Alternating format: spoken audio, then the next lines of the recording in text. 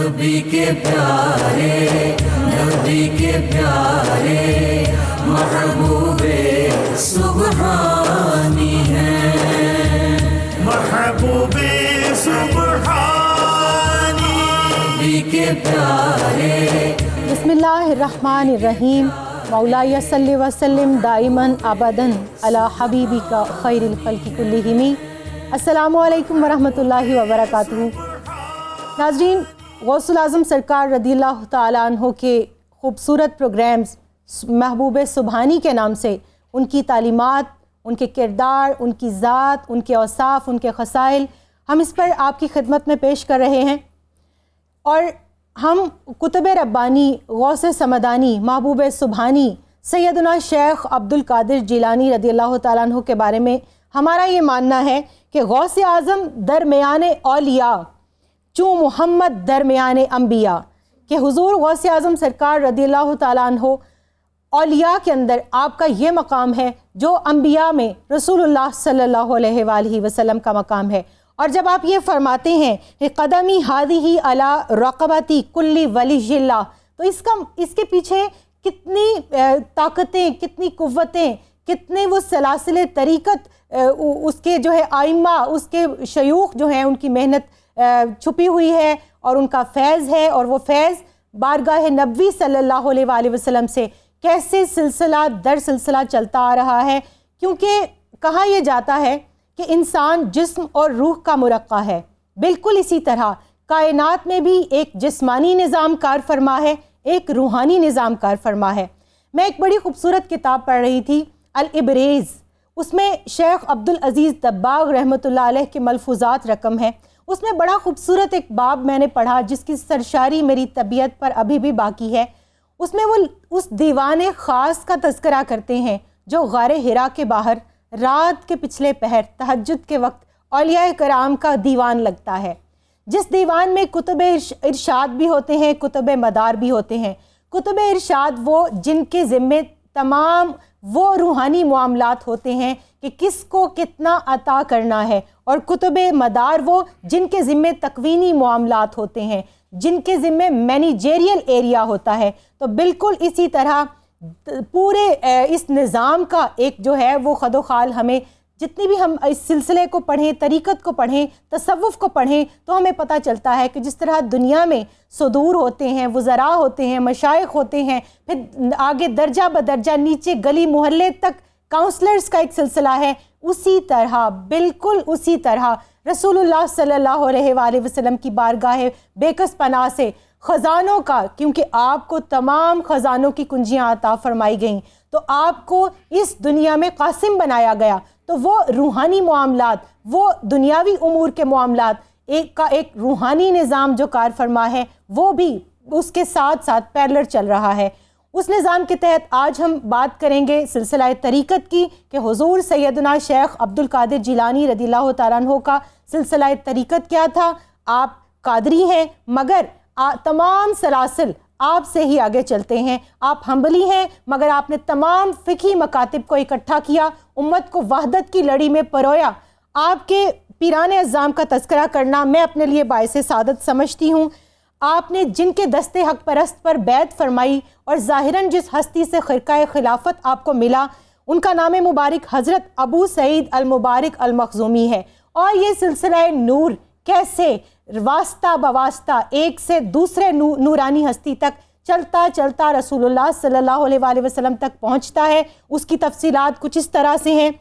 हज़रत अबू सईद मुबारक अल मखज़ूमी से ये सिलसिला आगे चलता है हज़रत अबुल हसन अली बिन मोहम्मद अल करशी तक, उनसे ये सिलसिला आगे चलता है हज़रत शेख अब्दुल फ़रहाद तरतूसी रहमतुल्लाह अलैह तक, उनसे ये सिलसिला आगे चलता है हज़रत अबुल फ़ज़ल अब्दुल वाहिद अल तमीमी तक, फिर हज़रत अबू बकर शेख शिबली रहमतुल्लाह अलैह, उनके बाद हज़रत जुनैद बगदादी रहमतुल्लाह अलैह, फिर उनके मामू हज़रत सिरी सक़ती रहमतुल्लाह अलैह, फिर हज़रत मारूफ़ क़रख़ी रहमतुल्लाह अलैह, उनके बाद सैयदना इमाम अली बिन मूसा रज़ा अलैहिस्सलाम, उनके बाद सैयदना इमाम मूसा काज़िम अलैहिस्सलाम, फिर सैयदना इमाम जाफ़र as-सादिक अलैहिस्सलाम, उनके बाद सैयदना इमाम बाक़िर अलैहिस्सलाम, फिर सैयदना इमाम ज़ैनुल आबिदीन अलैहिस्सलाम, और उनके बाद शहीद करबला نور عین مصطفیٰ صلی اللہ علیہ وآلہ وسلم، جن کے بارے میں رسول اللہ صلی اللہ علیہ وآلہ وسلم نے فرمایا کہ حسین مجھ سے ہے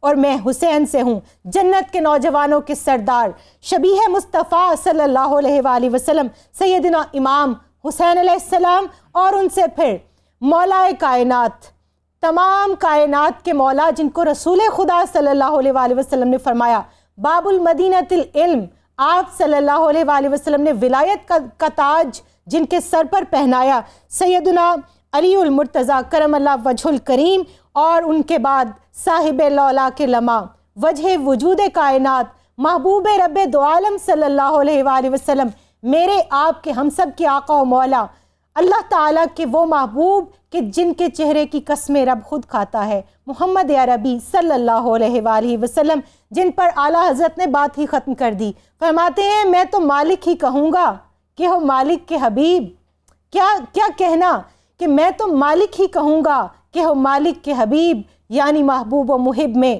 نہیں میرا تیرا۔ اللہ تعالیٰ نے تمام خزانے آپ صلی اللہ علیہ وآلہ وسلم کو عطا کیے۔ اس طرح یہ سلسلہ نور سیدنا شیخ عبد القادر جیلانی رضی اللہ تعالیٰ عنہ تک پہنچتا ہے۔ آج اسی سلسلے پر ہم بات کریں گے۔ میرے ساتھ جو اسکالرز آج ہمارے اسٹوڈیو میں تشریف فرما ہے اس موضوع پر گفتگو کے لیے، ان سے آپ کا تعارف کرا دوں۔ میری پہلی مہمان ہیں محترمہ قرۃ العین فاطمہ صاحبہ، آپ کو خوش آمدید کہوں گی۔ ان کے برابر میں تشریف فرما ہے محترمہ گلشن ارشاد صاحبہ، آپ کو بھی خوش آمدید کہوں گی۔ اور ہماری بہت پیاری نعت خوان محترمہ زرمینہ ناصر صاحبہ۔ زرمینہ، پروگرام کے اختتام پر ہم ہر روز کی طرح آپ سے آج بھی منقبت سنیں گے۔ آپ سے آغاز کروں گی قرۃ العین۔ میں نے جیسے ذکر کیا کہ دو جو ہے جسم اور روح دونوں کا نظام کار فرما ہے اس کائنات کے جو ہے تمام امور کو دیکھنے، سنبھالنے اور آگے بڑھانے کے لیے۔ تو یہ جو سلسلہ طریقت ہے، کیا یہ سلسلہ شریعت سے کوئی الگ سلسلہ ہے؟ بسم اللہ الرحمن الرحیم۔ سب سے پہلے تو میں آپ کو شکریہ ادا کروں گی کہ آپ نے اتنی خوبصورت ٹرانسمیشن جو ربیع الثانی کے حوالے سے چل رہی ہے، محبوب سبحانی اس کا ٹائٹل ہے ماشاءاللہ، تو 92 کو نورید آپ کو بہت زیادہ مبارک ہو کہ آپ اس سلسلے کو لے کے چل رہے ہیں۔ ہماری سعادت ہے، ہماری جی بالکل بالکل، یہ بہت بڑی سعادت ہے بے شک کہ امام الاولیاء اور جن کو یہ لقب دیا گیا ہو کہ محبوب سبحانی، اور پھر ان کا ذکر کیا جائے اور اس مہینے میں کیا جائے، بلا شبہ ایک سعادت ہے۔ بے شک۔ آپ نے سوال کیا شریعت اور طریقت کے حوالے سے، تو دیکھیے آپ جیسے آپ نے آغاز میں کہہ رہی تھیں کہ ایک جسمانی نظام ہے، جس طرح اللہ رب العزت نے اس پوری کائنات کو تخلیق فرمایا ہے، یہ اس کا میکنزم اس طرح کا ہے کہ انسان کو دو غذاؤں کی ضرورت ہوتی ہے۔ ایک تو جسمانی غذا ہے جو کھا کر وہ اپنی جسمانی نشوونما اور جسمانی تقویت حاصل کرتا ہے، اس کے ساتھ ساتھ ایک روحانی نظام ہے جس کے لیے بھی آپ کو غذا کی ضرورت ہوتی ہے۔ اب ہم اس کو ڈائریکٹ لنک کرتے ہیں حضور غوث اعظم سے کہ جب ولایت تو آپ کو بچپن سے عطا کر دی گئی تھی، ہم دیکھتے ہیں کہ ان سے کئی روایات سے ملتا ہے کہ آپ سے جب پوچھا، روایات ایسی بھی ملتی ہیں کہ آپ کی ولادت سے قبل آپ کے آنے کی بشارتیں، آپ کے بارے میں جو ہے وہ آپ کے کرامات کا ظہور شروع ہو بالکل ایسے ہے۔ اور جب آپ سے پوچھا گیا کہ آپ کو کب معلوم ہوا کہ آپ اللہ کے ولی ہیں اور آپ محبوب سبحانی ہیں، تو آپ فرماتے ہیں کہ جب میں مدرسے جایا کرتا تھا اور میں بہت چھوٹا تھا بچپن میں، تو میرے ساتھ فرشتے چلتے تھے اور مدرسے میں جا کے بچوں کو کہتے تھے کہ اللہ کے ولی کے لیے راستہ صاف کرو اور اسے جگہ دو، اور مجھے تب سے علم تھا کہ میں خدا کے ہاں اس کا ولی منتخب ہو چکا ہوں۔ جی میں آپ کی طرف آتی ہوں۔ گلشن، آپ مجھے یہ بتائیے کہ جیسے ہم بات کر رہے ہیں کہ سلسلہ قادریہ سے آپ کا جو ہے وہ آگے سلسلہ چلتا ہے، آپ امام و پیشوا ہیں تمام سلاسل کے، کوئی نقش بندی ہو، الحمدللہ میں خود قادری نقش بندی ہوں، کوئی شاذلی ہو، سہروردی ہو، مجددی الفسانی ہو، چشتی ہو، نظامی ہو، حلواتیہ ہو، مولویہ ہو، کوئی بھی طبقہ ہو، کوئی بھی سلسلہ ہو، تمام سلاسل کے آپ امام و پیشوا ہیں۔ تو آپ کا سلسلہ قادریہ، اس کی کیا خصائص ہیں؟ بہت شکریہ نورید، آپ نے محبوب سبحانی جیسی عظیم، یہ ایک سعادت ہے ہمارے لیے اس میں آنا اور حضور غوث اعظم کے مناقب اور فضائل پہ بات کرنا، تو بہت شکریہ۔ آپ نے بات کی حضور غوث اعظم کے سلسلہ قادریہ کی انفرادیت کی، تو جیسے اللہ پاک نے قرآن مجید میں فرمایا تلک الرسل فضلنا بعضهم علی بعض، سارے رسول ہیں مگر ان میں درجہ بندی ہے، افضلیت ہے، فضیلت ہے ایک پر دوسرے کو۔ اسی طرح اولیاء اور صالحین اور اکابرین امت کا جو سلسلہ چلا حضرت مولا علی کی ولایت کے ساتھ ہی اور انشاءاللہ قیامت تک چلتا رہے گا، بے شک اس میں بھی یہ درجہ بندی رب کائنات نے رکھی ہے۔ تمام سلاسل ہمارے ایمان کی جلا کا ذریعہ ہیں، مگر اس میں سلسلہ قادریہ یہ ایسا سلسلہ ہے جو تمام سلاسل میں ایک شجر کی حیثیت رکھتا ہے، اور تمام سلاسل میں اگر اس کو اس طرح سے بیان کروں کہ اس شجر کی وہ شاخیں ہیں، اور یہ چشمہ فیض سلسلہ قادریہ سے جو پھوٹا وہ تمام سلاسل کی شکل میں فیض یاب ہمیں نظر آتا ہے اور دنیا کو فیض یاب کرتا نظر آتا ہے، تو یقیناً یہ بات کہنے میں آر نہیں محسوس کرتی، یہ حق بجانب ہوگی۔ جہاں تک آپ نے فرمایا اس کی انفرادیت کیا ہے، حضور غوث اعظم کو تمام اولیاء میں اسی طرح مقام اور افضلیت حاصل ہے جس طرح تاجدار کائنات کو تمام انبیاء میں، جیسے کہ آپ نے بھی خود فرمایا غوث اعظم درمیان اولیاء، سبحان اللہ، چوں محمد درمیان انبیاء۔ آپ کا ایک بڑا خوبصورت میں یہاں ذکر کروں گی، ابو الحسن شاعری بیان کرتے ہیں کہ سلطان الہند حضرت خواجہ معین الدین چشتی خود بخارا سے بغداد تشریف لائے اور حضور غوث اعظم کی بارگاہ میں آپ وہاں پر قیام رکھا، 2 ماہ تک وہاں قیام پذیر رہے اور آپ کے جو باطنی خصائص تھے ان سے فیض یاب ہوئے اور خرقِ خلافت حضور غوث اعظم سے حاصل کیا۔ تو اس سے ایک بات واضح ہو جاتی ہے کہ آپ حضور حضرت سلطان الہند بھی حضور غوث اعظم سے فیض یاب ہیں، تو یہ آپ کا ایک ایسا مقام ہے، روحانی مقام ہے کہ جو یقیناً آپ کو باقیوں سے ممتاز کرتا ہے۔ بالکل، اور جیسے ہم بات کر رہے تھے قرۃ العین کے، آپ نے خود ارشاد فرمایا، اللہ نے آپ کو وہ مقام اور مرتبہ عطا کیا کہ آپ نے فرمایا میرا قدم ہر ولی کی گردن پر ہے، اور پھر پڑھنے میں آتا ہے کہ تمام کائنات کے سابقہ، موجودہ اور آئندہ اولیاء نے گردن تسلیم خم کی، اور ظاہراً ایسا نہیں ہے کہ صرف دل ہی دل میں اپنی گردن جھکا دی یا تصورات میں یا روحانی طور پر، جسمانی طور پر بھی لوگوں نے مجالس کے اندر دیکھا، لوگوں نے ممبروں پر دیکھا، محرابوں میں دیکھا کہ جو خطبات دے رہے تھے، جو لوگ محو گفتگو تھے، لوگوں کے درمیان تھے، انہوں نے اپنی گردن جھکائی۔ تو آپ کیا سمجھتی ہیں کہ کیا شریعت کے ساتھ ساتھ اگر ہم طریقت کو دیکھتے ہیں جب، تو کیا اس کے لیے جو آپ نے 25 سال سے زیادہ ریاضت اور مجاہدہ کیا، وہ کیا آج کے سالک کے لیے بھی ضروری ہے؟ بالکل، بہت اچھا سوال کیا آپ نے۔ اس کے ساتھ میں لنک کروں گی آپ کی اپنی زندگی کو حضور غوث اعظم کی، کہ جب آپ کی والدہ آپ کو بغداد بھیجتی ہیں، گزشتہ اقساط میں اس کا ذکر ہو چکا ہوگا کہ آپ ظاہری اور دینی عصری سارے علوم حاصل کرتے ہیں، جب آپ بالکل لبریز ہو جاتے ہیں، آپ کا جو علم کا پورا پیالہ ہے وہ بھر چکا ہے، اور پھر اس کے باوجود آپ کے اندر تشنگی ہے اور وہ باطنی ایک خواہش ہے کہ مجھے کوئی مرشد اور مرشد حق کی تلاش ہو، جب یہ ان کے اندر اس طرح کی تڑپ پیدا ہوتی ہے تو اس تاریخ میں آتا ہے کہ بغداد کے حالات اس طرح کے تھے کہ بہت ساری ہنگامہ آرائیاں ہو رہی تھیں ان دنوں جب انہوں نے تعلیم اپنی مکمل کی، تو آپ کے دل میں خیال آتا تھا کہ کہیں میں اس فساد کا حصہ نہ بن جاؤں، تو آپ نے اپنا کلام پاک بغل میں دبایا اور آپ صحرا کو نکل گئے۔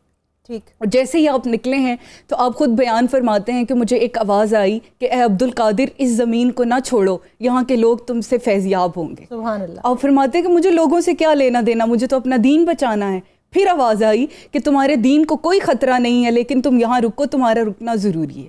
جب آپ رک جاتے ہیں، اب یہاں پہ ہم دیکھتے ہیں کہ شریعت ساری پڑھ چکے ہیں اور دین سارا جان چکے ہیں، اور اب عمل پورا دین کے مطابق ہو، پھر طریقت کی ضرورت پڑ رہی ہے۔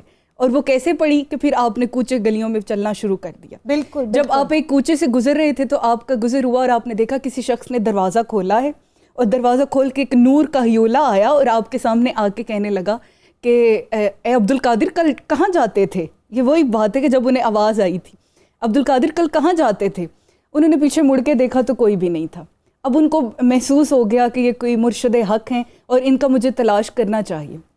اب آپ نے بالآخر آپ نے ان کو پا لیا، اور یہ تھے حماد بن مسلم۔ بالکل، اور پھر سلسلہ تربیت یہاں سے چلا۔ ناظرین کرام، تعلیم کے ساتھ ساتھ جب تک تربیت نہ ہو، کیونکہ جب ہم نبوت کے اوصاف رسول اللہ صلی اللہ علیہ وآلہ وسلم کی بارگاہ میں دیکھتے ہیں تو ہمیں ملتا ہے کہ تلاوت آیات کے بعد، حکمت کی تعلیم کے بعد تزکیہ نفوس آپ صلی اللہ علیہ وآلہ وسلم نے فرمایا۔ جہاں آپ نے صفہ اکیڈمی قائم فرمائی، اس کے ساتھ ساتھ آپ نے مجاہدہ، آپ نے ریاضت، بلکہ خود اپنی سنت قائم کی کہ غار حرا کی خلوتوں میں آپ صلی اللہ علیہ وآلہ وسلم خود ریاضت اور مجاہدہ فرماتے رہے.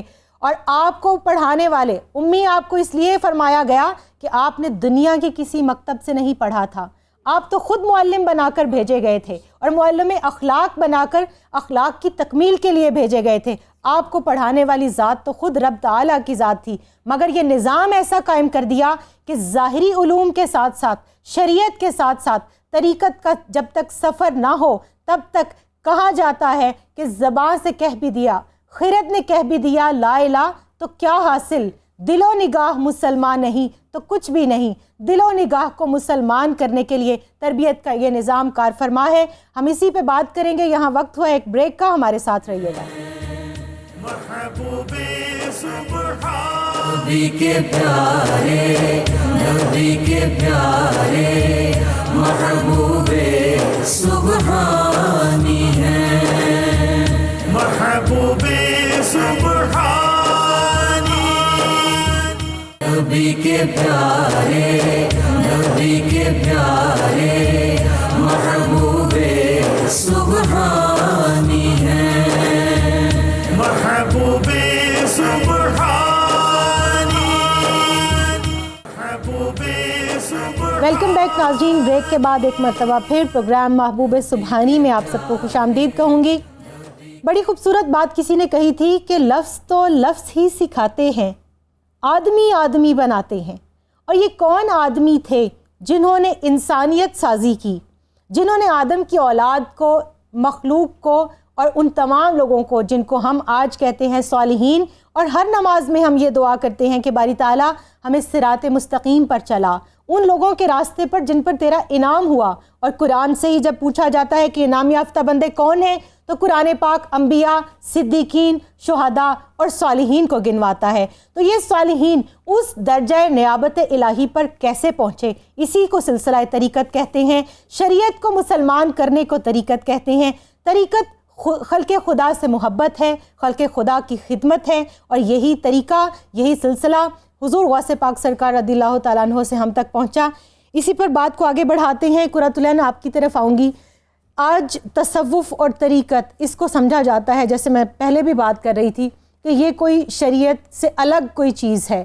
تو کیا جیسے میں بات کر رہی ہوں کہ شریعت کو طریقت کے دائرے کے اندر رکھ کر، اور یہ تو ممکن ہی نہیں ہے، کیونکہ حضور غوث پاک کی تعلیمات جب ہم پڑھتے ہیں، ان کے خطبات جب ہم ان کے فتاوا کو دیکھتے ہیں تو ہمیں پتہ یہ چلتا ہے کہ شریعت سے باہر تو طریقت کا کوئی تصور نہیں ہے. وہ تو شعبدہ بازی ہے.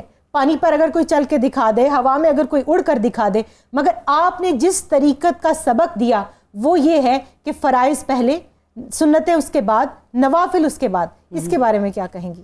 بالکل آپ صحیح بجا فرما رہی ہیں.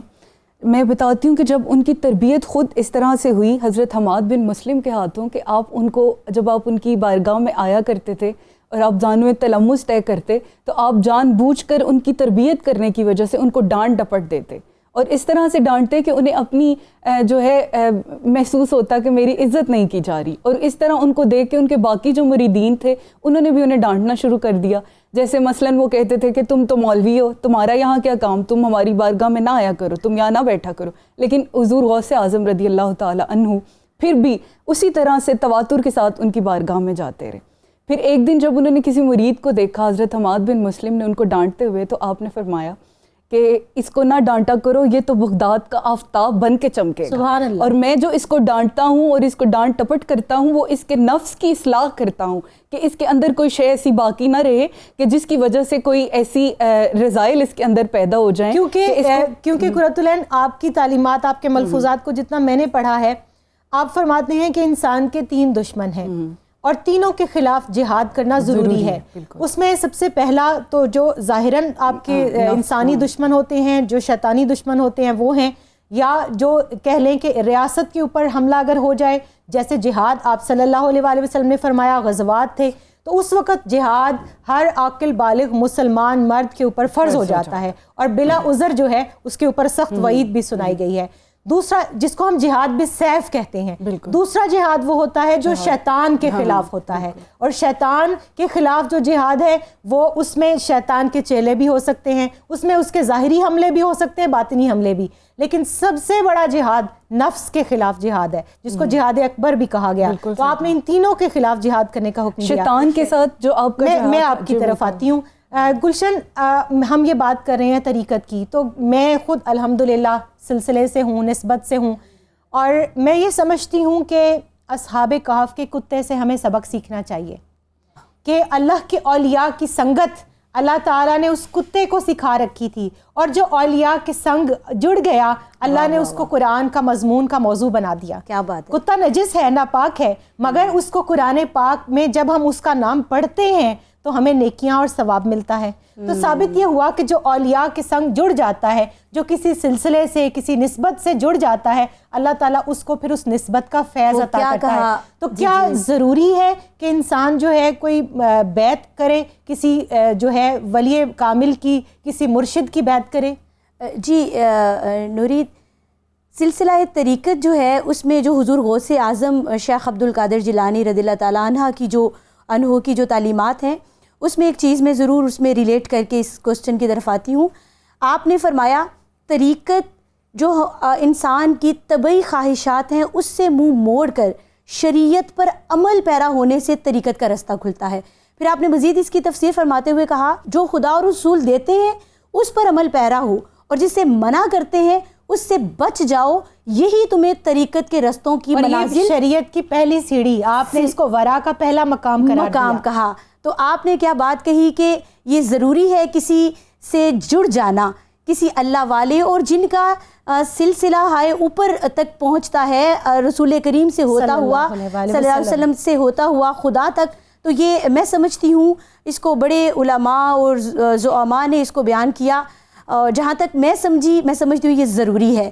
اور جو اللہ والے ہیں وہ تو بیان کرتے ہیں کہ فضل تیرے نہ لوہے تر دے پھٹیاں دے سنگ لگ کے, کتے وی جنت جان محمد چنگیاں دے سنگ لگ کے. تو یہ ضروری ہے. جس طرح ظاہری تعلیم بچے کو ہم درسگاہ مادر علمی میں بھیج کر دنیاوی تعلیم اور عصری تعلیم ہم حصول ممکن کرتے ہیں, اسی طرح طریقت کی اور سلوک و تصوف کی, اخلاق کی تربیت کے لیے ہمیں ضروری ہے کہ کسی صاحب طریقت کے در پر اپنا سلسلہ جوڑیں. بالکل ایسا ہے. اور قرۃ العین ہم دیکھتے ہیں کہ کچھ تو اولیاء کرام ایسے ہیں, مجذوب ایسے ہیں جن کو آقا کریم صلی اللہ علیہ وآلہ وسلم کی جو شان امیت ہے اس سے فیض ملتا ہے, مگر آپ ایسا قطع نہیں ہے کہ کہیں یہ حکم آیا ہو کہ آپ شریعت کو چھوڑ دیں, آپ تعلیم حاصل نہ کریں, آپ تربیت کے لیے کسی بارگاہ میں مت جائیں, یا اپنے آپ کو اس ٹریننگ انسٹیٹیوٹ کے ساتھ نہ جوڑیں جہاں میں نے بات کی کہ انسانیت سازی ہوتی ہے,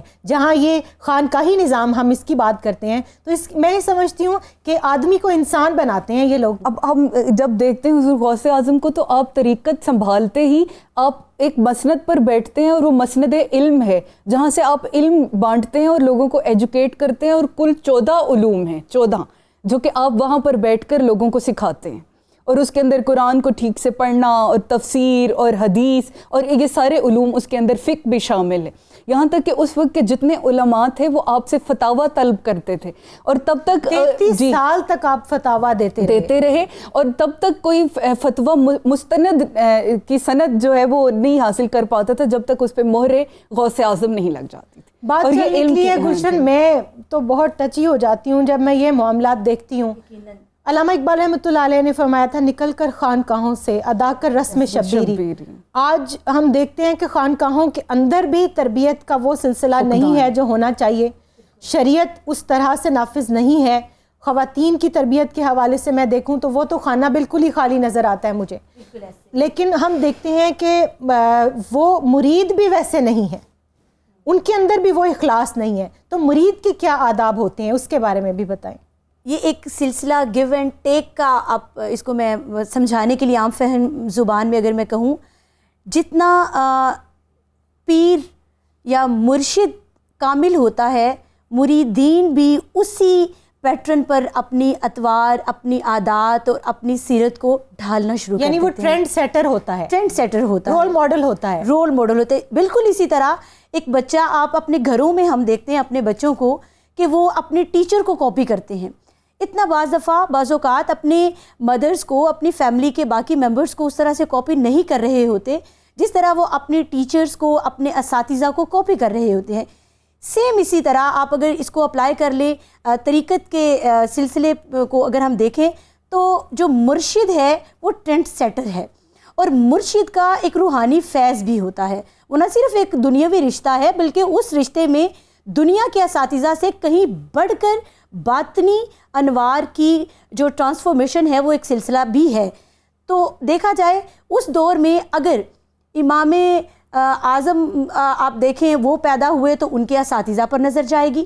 آپ اگر حسن و حسین سلام اللہ علیہ جیسے شہزادے دیکھتے ہیں تو پھر سرکار دو عالم صلی اللہ علیہ وسلم کی گود پر نظر جائے گی، ان کی والدہ کی طرف نظر جائے گی.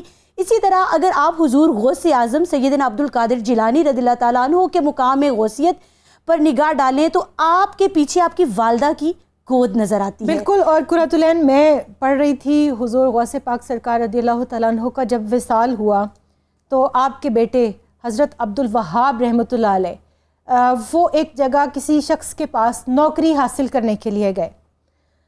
آپ نے جب اس سے نوکری کا سوال پوچھا تو انہوں نے کہا آپ کو نوکری کی کیا حاجت، آپ کے والد تو ترکے میں ایک کاروبار سیٹ کر کے گئے ہیں اور آپ کے پاس تو وہ پورا کاروبار کا سلسلہ نظام موجود ہے. تو انہوں نے جو جواب دیا وہ آج ہر مسلمان کے لیے اور خاص طور پہ ہر درگاہ کے لیے قابل عمل ہے. فرماتے ہیں کہ وہ چھوڑ کر کاروبار تو گئے ہیں مگر ساتھ وہ 1100 بیوہ عورتوں اور یتیم بچوں کی لسٹ بھی دے کر گئے ہیں. حضور غوث اعظم رضی اللہ تعالیٰ عنہ کی زندگی کو ہم دیکھیں، جیسے آپ نے پہلے بات کی کہ مرید اور جو مرشد ہے اس کا کیا تعلق ہونا چاہیے، اور مرید آج کل اس طرح کے نہیں ہیں. ہم جب دیکھتے ہیں حضور غوث اعظم کو جب طلب ہوتی ہے کہ مجھے کوئی طریقت سکھائے اور مجھے کوئی انگلی پکڑ کے اس میدان میں لے کر چلے اور خود خدا سے ملا دے، تو آپ کیا کرتے ہیں کہ آپ شہر سے دور چلے جاتے ہیں اور آپ وہاں پر عبادت و ریاضت میں مصروف ہو جاتے ہیں. یہ طلب ہے کہ آج مرید کو بھی ایسی طلب ہے کہ اس کو کوئی مرشد ایسا ملے. جب آپ وہاں پر 40 دن گزر جاتے ہیں اور آپ کہتے ہیں کہ میں منہ میں نوالا نہیں ڈالوں گا جب تک کوئی اور آ کے میرے منہ میں نوالا نہ ڈالے. 40 دن آپ بھوک اور پیاس محسوس کرتے ہیں، اور پھر وہاں سے جو ان کے مرشد ہیں شیخ ابو سعید رضی اللہ تعالیٰ عنہ، وہ وہاں پر آتے ہیں اور وہ خود ان کے منہ میں نوالے ڈالتے ہیں. اور حضور غوث اعظم فرماتے ہیں کہ جیسے جیسے شیخ میرے منہ میں نوالا ڈالتے تھے مجھے لگتا تھا کہ نور میرے اندر جا رہا ہے اور معرفت کے سارے راز میرے اوپر عیاں ہو گئے. تو آج مرید میں بھی وہ طلب ہے کہ نہیں. اور پھر جیسے آپ نے وہ بات کی تو حضور غوث اعظم فرماتے ہیں دنیا جہان کے خزانے میرے ہاتھ میں رکھ دیے جائیں.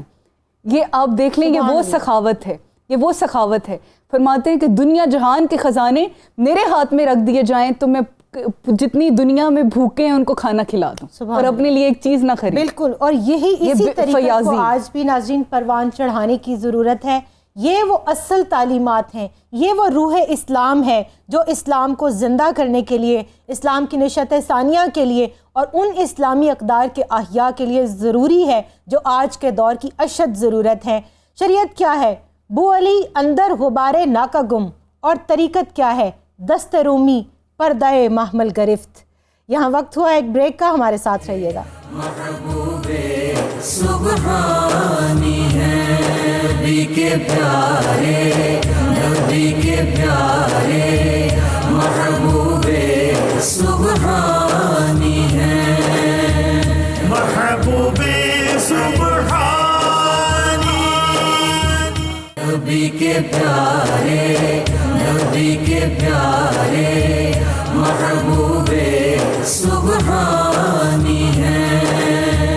محبوب سبحانی نبی کے پیارے. ویلکم بیک ناظرین. پروگرام محبوب سبحانی میں آپ کو ایک مرتبہ پھر خوش آمدید.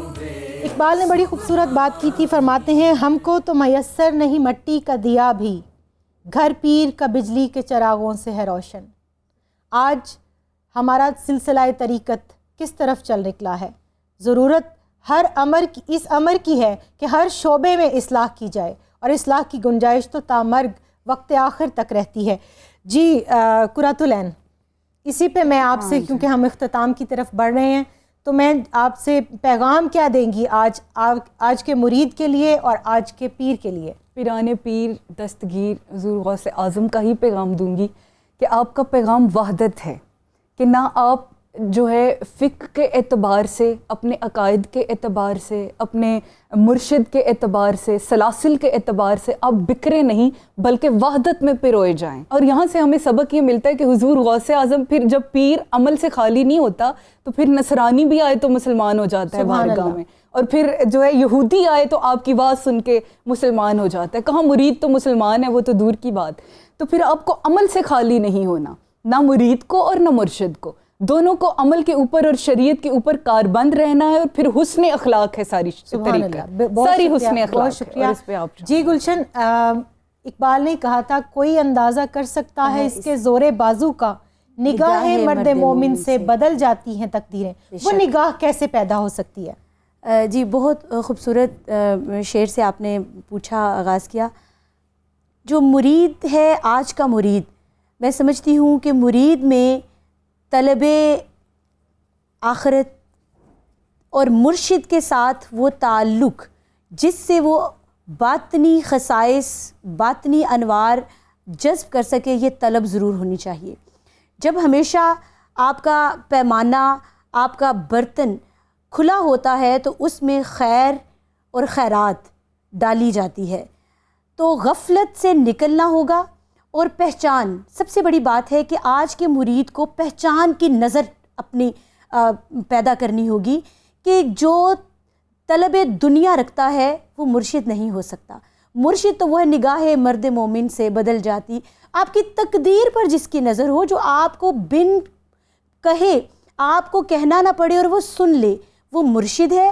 اور آپ جس کے پاس جائیں، حضور نے فرمایا کہ ولی وہ ہے اور مومن وہ ہے کہ جس کے پاس جائیں تو آپ کو خدا یاد آ جائے، آپ کو دنیا کی طلب نہ رہے۔ تو میں سمجھتی ہوں جس کے چہرے کو دیکھنے سے آپ کو خدا یاد آ جائے، اور جس کی سنگت میں رہیں تو آپ کو وہ ایک انوار کی کیفیت جو ہے وہ آپ کے اوپر طاری ہو جائے۔ مگر اس کے لیے پہلی شرط شریعت ہے۔ شریعت ہے، شریعت کے رستے سے وہی کہ آپ دنیا اور دنیا میں بھی جہاں تک آپ کو دنیا کے اندر رہنا ہے وہ تمام تقاضے پورے کریں، مگر دنیا کو اپنے اوپر حاوی نہیں کریں۔ بہت شکریہ آپ کا گلشن ارشاد، آپ کا قرۃ العین فاطمہ، بہت شکریہ۔ یہ موضوع ایسا ہے کہ اس پر تو میں سمجھتی ہوں کئی نشستیں ہونی چاہیے کہ مرید کے آداب کیا ہیں اور اس کو کیا کیا چیزیں جو ہے وہ ان کو دیکھنے کی ضرورت ہے کہیں کسی جگہ پر بیعت کرنے کے لیے، اور پیر کے آداب کیا ہیں، ان کے تقاضے، ان کے لیے اصول و ضوابط کیا مرتب کیے گئے ہیں، ایک خانقاہ میں آداب کیا ہونے چاہیے۔ مگر انشاءاللہ اللہ نے زندگی نے وفا کی، اللہ تعالیٰ نے موقع دیا تو انشاءاللہ ہم اس پر بھی بات کریں گے۔ آپ دونوں کا بہت شکریہ۔ ناظرین کرام، غوث اعظم سرکار رضی اللہ تعالیٰ عنہ ارشاد فرماتے ہیں کہ جو شخص نبی کریم صلی اللہ علیہ وآلہ وسلم کی پیروی نہیں کرتا، ایک ہاتھ میں شریعت اور دوسرے ہاتھ میں قرآن مجید نہیں تھامتا، اس کی رسائی اللہ تعالیٰ کی بارگاہ تک نہیں ہو سکتی۔ تو دیکھنا کیا ہے؟ آج کے مرید کو کیا دیکھنا ہے؟ آج کے پیر کو کیا دیکھنا ہے؟ آج ہماری خانقاہوں میں وہ کیا چیزیں ہیں جو نہیں ہونی چاہیے اور وہ کیا چیزیں ہیں جو ہونی چاہیے؟ یہ انسانیت ساز فیکٹریاں کیسے بن سکتی ہیں؟ یہاں سے جامی اور رومی کیسے پیدا ہو سکتے ہیں؟ یہاں سے وہ ایک ایسا نظام جس میں خلق خدا سے محبت ہو، جس میں کوئی اپنے گھر میں بھوکا نہ سوئے، جس میں لوگ زکوٰۃ دینے کے لیے نکلیں مگر کوئی زکوٰۃ لینے والا نہ ملے، وہ نظام کیسے پیدا ہو سکتا ہے؟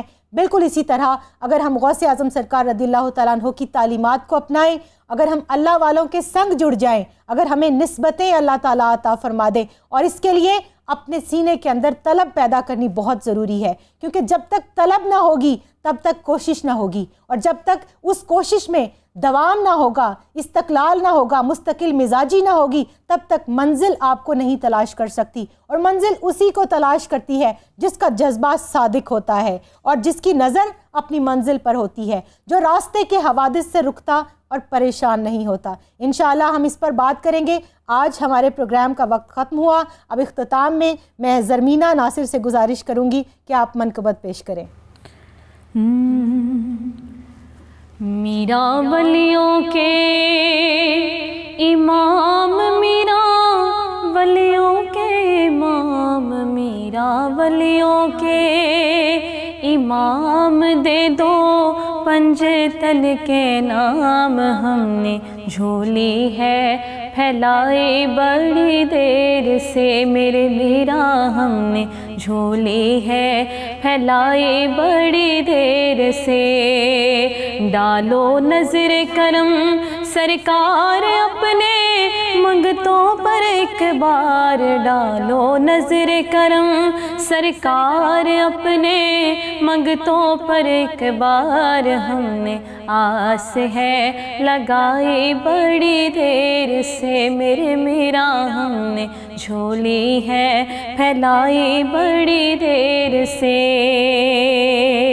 اور تم جو بنا بات بنے گی میرا تم جو بنا بات بنے گی دونوں جہاں میں لاج رہے گی تم جو بناؤ بات بنے گی دونوں جہاں میں لاج رہے گی لاج رہے گی اور لجپال کرم اب کر دو منگتوں کی جھولی بھر دو لجپال کرم اب کر دو منگتوں کی جھولی بھر دو کاسا میرا پنجتنی خیر سے میرے میرا بھر دو کاسا میرا پنجتنی خیر سے میرا ولیوں کے امام دے تو پنجتن کے نام ہم نے جھولی ہے پھیلائے بڑی دیر سے اور مشکل جب بھی سر پہ آئی مشکل جب بھی سر پہ آئی تیری رحمت آڑے آئی اور جب میں نے تمہیں پکارا کام آیا تیرا سہارا جب میں نے تمہیں پکارا کام آیا تیرا سہارا چلتا آسی کا گزارا تیری خیر سے میرے میرا چلتا آسی کا گزارا تیری خیر سے ڈالو نظر کرم سرکار اپنے منگتوں پر ایک بار ڈالو نظر کرم سرکار اپنے منگتوں پر ایک بار ہم نے آس ہے لگائی بڑی دیر سے میرا ولیوں کے امام میرا ولیوں کے امام نبی کے پیارے محبوب